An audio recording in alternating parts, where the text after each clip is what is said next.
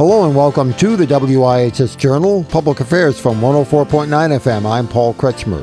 I have two representatives from the Epilepsy Foundation of Connecticut on the line today and tomorrow to talk about their virtual walk for epilepsy. Okay, I'll start. My name is Stacy Hathaway, and I am the Events Manager, Client Services Coordinator for the Epilepsy Foundation of Connecticut.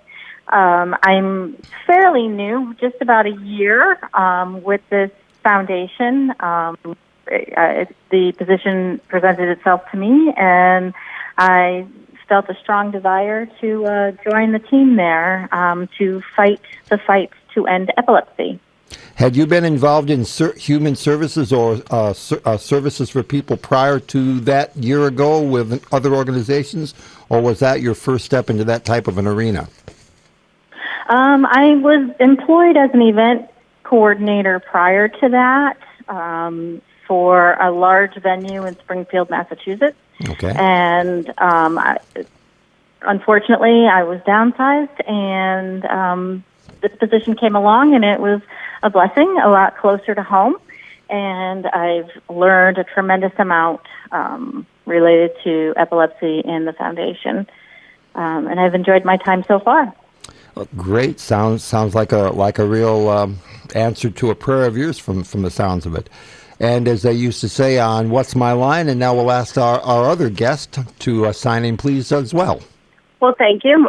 This is Monica Anzalone, and I am the program coordinator at the Epilepsy Foundation of Connecticut. And I've been at the foundation now for a little over 4 years.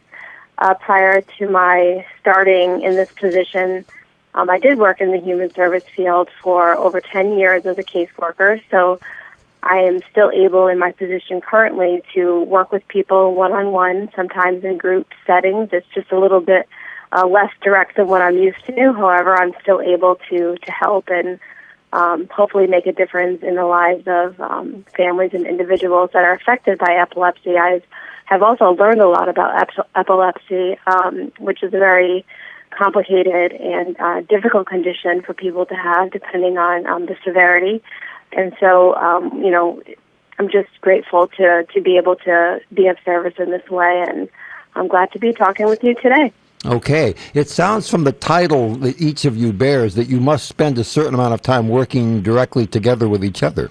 We do, and I am fortunate enough to have, although I have an event management background, I did not have a background in epilepsy, so Monica has been instrumental in training me and educating me so I can do my job more effectively. So I'm very lucky in that way.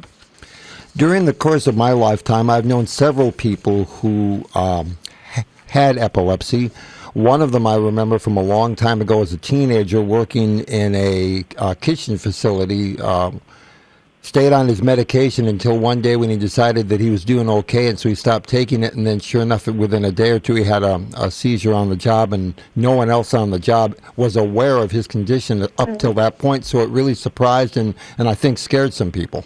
Yes, and that is one thing that we really do try and do. One of our primary goals as a foundation is to really spread awareness about epilepsy, and that oftentimes will include educating people about seizure first aid and recognition so that it doesn't have to be this overwhelming, scary experience for people, and that they can actually help to save a life in certain circumstances just by knowing certain things to do to help someone. So you're absolutely right. To take the scare out of epilepsy, could one of you describe briefly what it is? Is it just one disorder, or is it a variety of related disorders that all come under the title of epilepsy? And when a person is diagnosed with it, what kind of changes in their life might they have to make in order to live as reasonably normal a lifestyle or lifespan as anyone else would? Okay. Well, I guess I can answer that. And that's a good question, and there can be a long-winded answer to that, but I will be as brief as possible.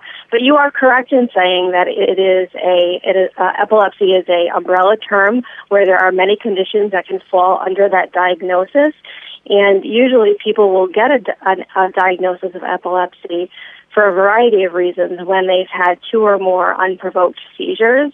And that just means that those seizures were not caused by any other medical condition or outside factor that was contributing to the seizure that occurred. Oftentimes doctors will be able to do tests to be able to determine that this is in fact an electrical disturbance in the brain.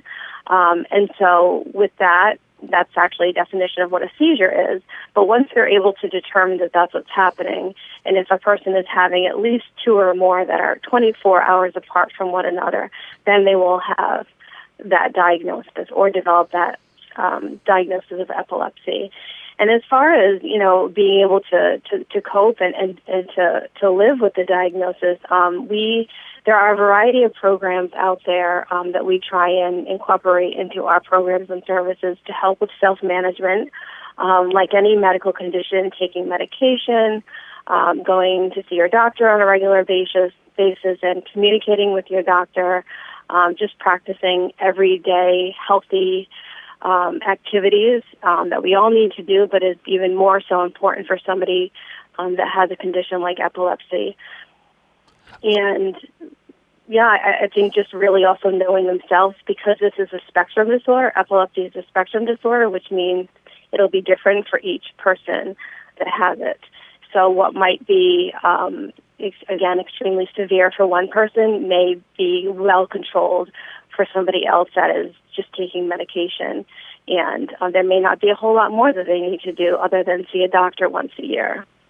I had a colleague here until just the last several years who had epilepsy, and in my conversations with him over the course of a number of years that we knew each other on the job, it seemed oftentimes, at least for him individually, it was something of a balancing exercise to know what, for his doctors to know what medication he needed to take, what worked best in his particular case, and how to balance the dosage sizes so to cause the minimal disruption otherwise to his life. Is that something that happens sometimes for some people with epilepsy? Yes, I think that can be one of them.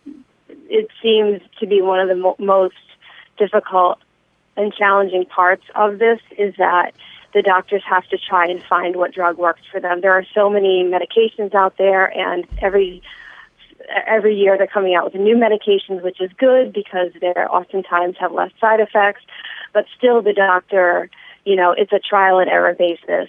Again, much like other conditions where a doctor just has to work to see what is going to work best for that particular individual. But I think even more so with this particular diagnosis, because we're talking about the brain, and the brain is a very complicated part of us that there isn't just a few drugs out there to treat this. So yes, it can take quite some time for somebody to kind of find that right cocktail of medicines. And again, for some people, it's just one medication and they're okay, they're controlled. And then for other people, they may be on multiple medications and still not controlled. It seems like we've learned a lot about how the human body works since the human genome was mapped.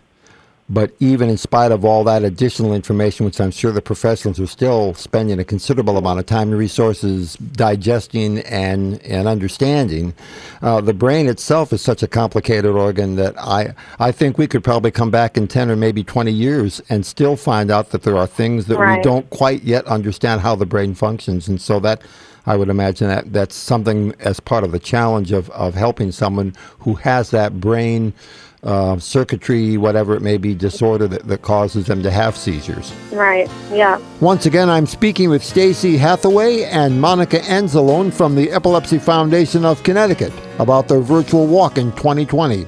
For further information, call us at 860-346-1049. The two ladies will be back again tomorrow.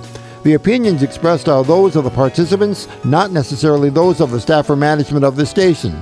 I'm Paul Kretschmer on the WIHS Journal, Public Affairs from WIHS, Middletown.